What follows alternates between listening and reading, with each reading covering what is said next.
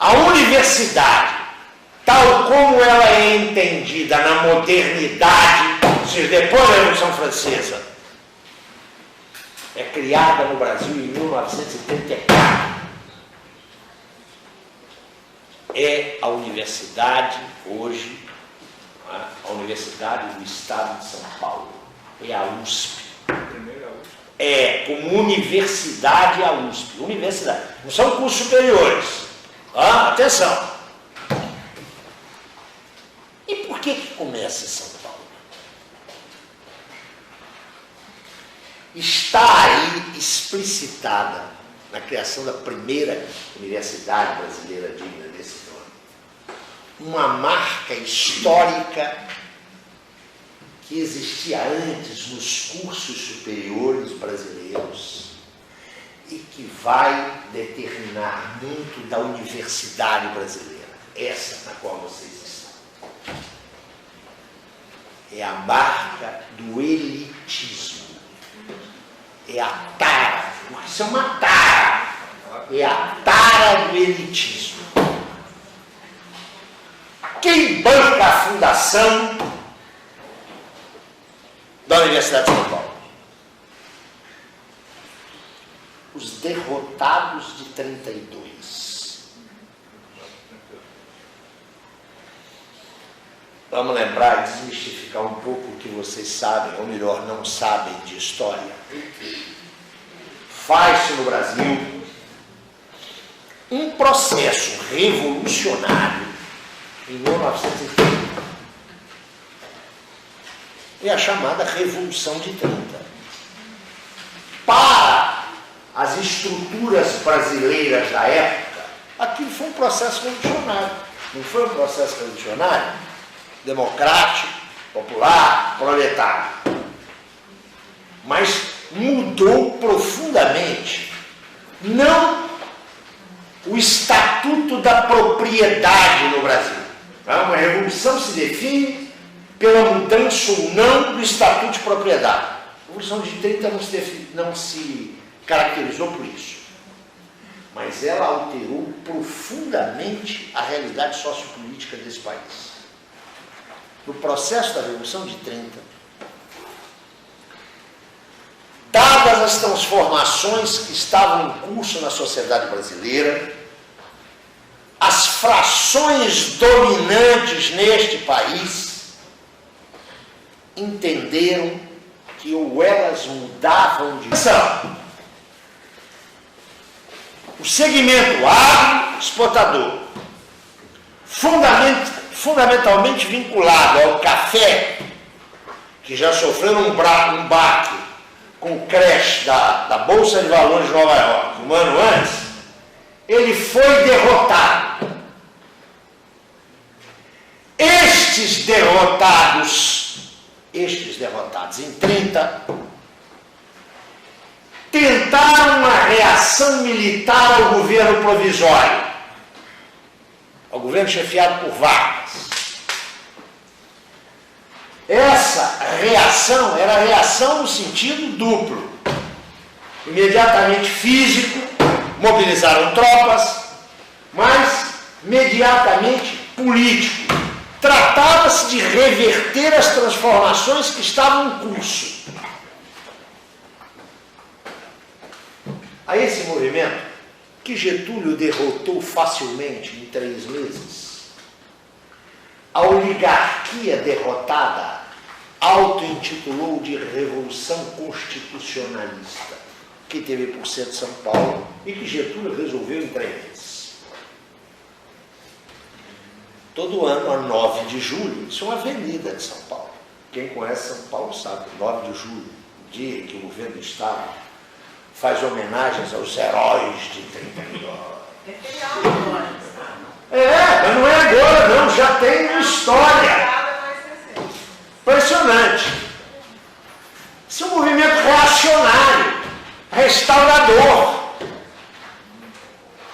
Seus líderes foram presos e exilados por curtíssimo tempo, porque Getúlio conciliou com essa gente toda. Mas essa gente aprendeu em 32. nós não chegamos lá na base do porrete. Nós vamos chegar lá conquistando uma hegemonia intelectual e cultural. Escuta, eles não trabalhavam com as categorias do Gramsci, viu? Nem revolução pelo ódio, nem hegemonia. Mas tinha o faro fino para isso. Não desprezem a experiência das oligarquias brasileiras, as antigas e as novas. Não as subestimem. Elas são muito competentes. Nós estamos assistindo agora um processo desse gênero no país. Mas eu chego lá. O que essa gente faz? Aliás, quem é essa gente? É a oligarquia paulista, dirigida por um intelectual coletivo. Olha de novo o Gramsci aí. Escuta, eles não sabiam disso. O intelectual coletivo foi um jornal. O jornal do Estado de São Paulo. Atenção, que antes de 30 chamava-se a província de São Paulo, depois passou a chamar-se o Estado de São Paulo. É o que está aí, é o Estadão, nas mãos da mesma família, a família Mesquita. Eles promovem a criação de uma universidade. Não vamos tentar ganhar o poder pela coerção. Nós vamos ganhar pela hegemonia. E assim surge, em 1934, 35, a USP. Todo mundo adora a USP aqui. Isso é legal, né? Oh, maravilha!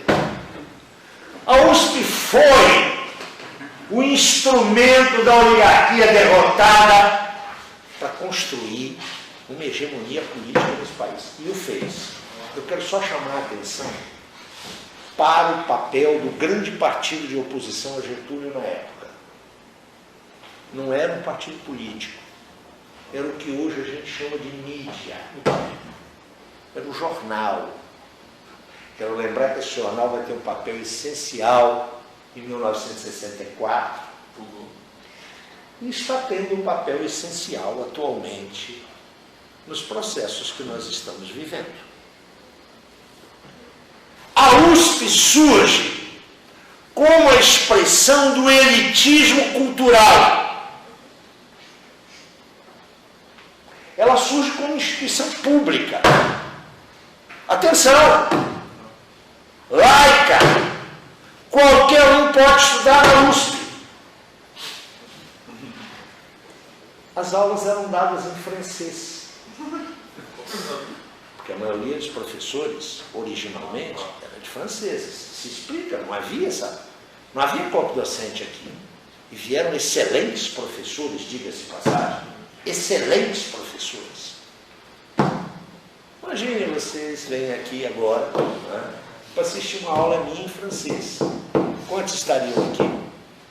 Ou em inglês? Olha como isso é democrático. A porta está aberta. Por que eu estou puxando aqui a origem da USP?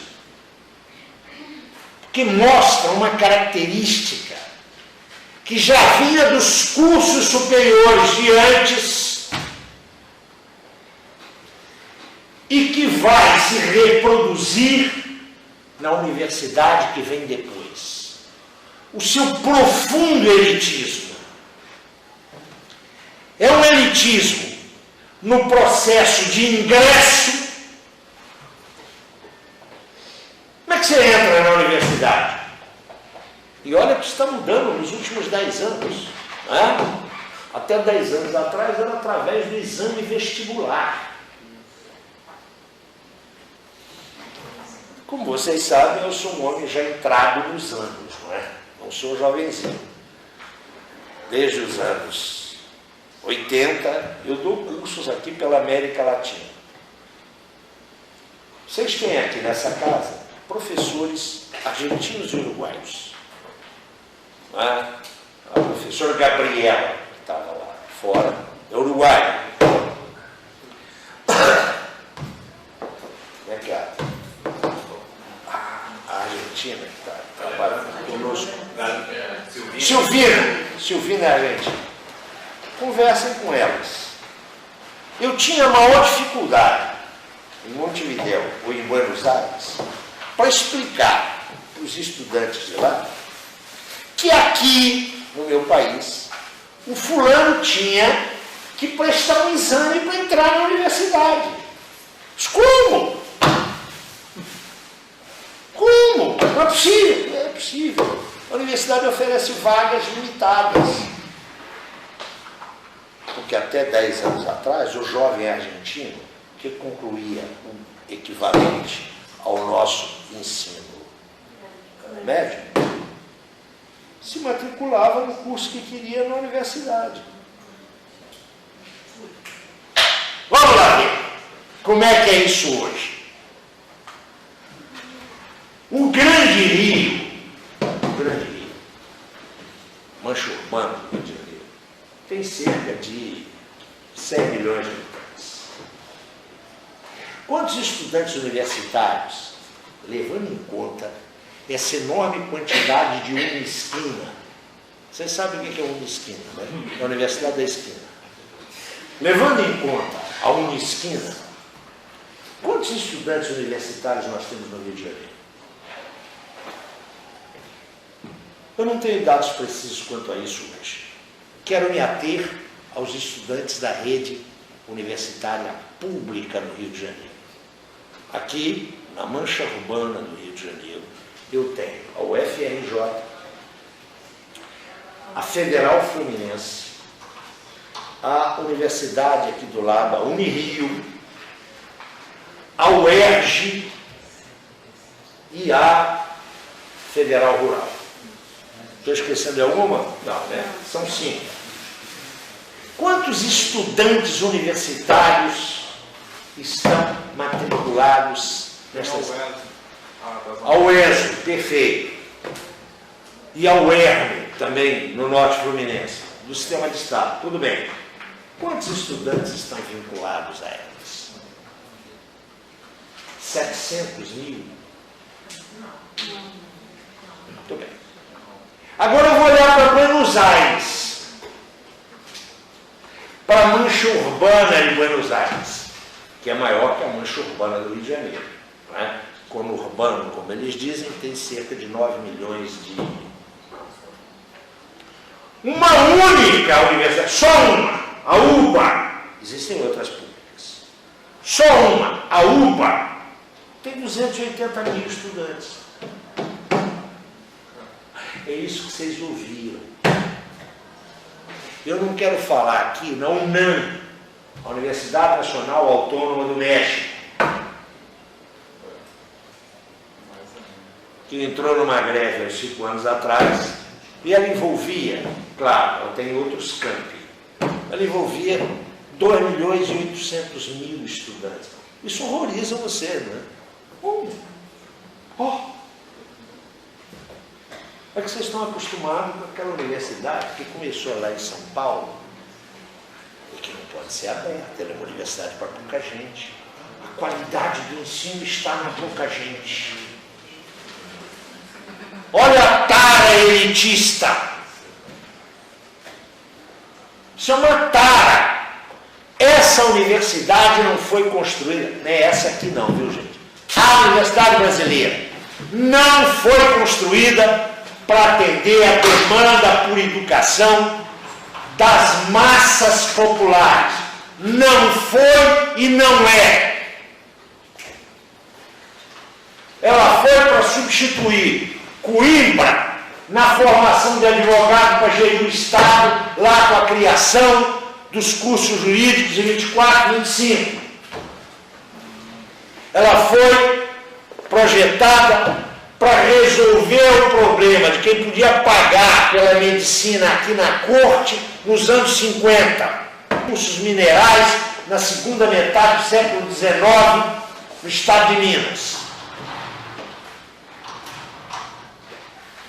Esta universidade jamais foi objeto, jamais.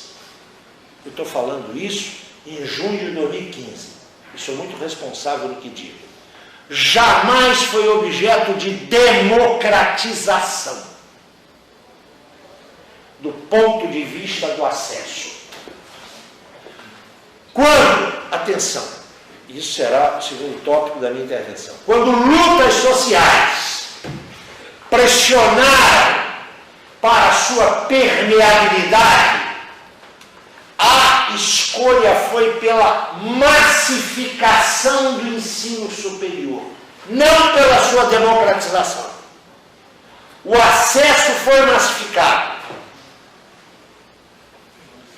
Isso é notório com a reforma universitária de 1968, operada pela ditadura, com as transformações na universidade nos anos 80, em função da derrota da ditadura. E recentemente, a primeira passagem da primeira para a segunda década deste novo século, um outro processo de massificação,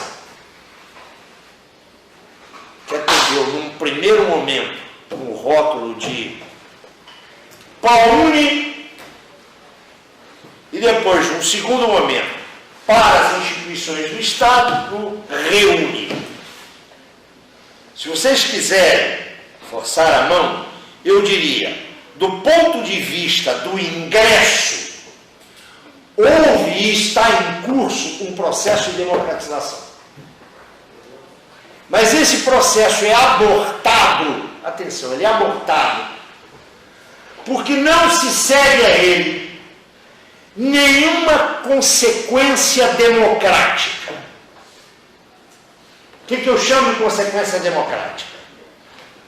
Eu encontro formas de ampliar o acesso, enquanto ingresso, à universidade pública.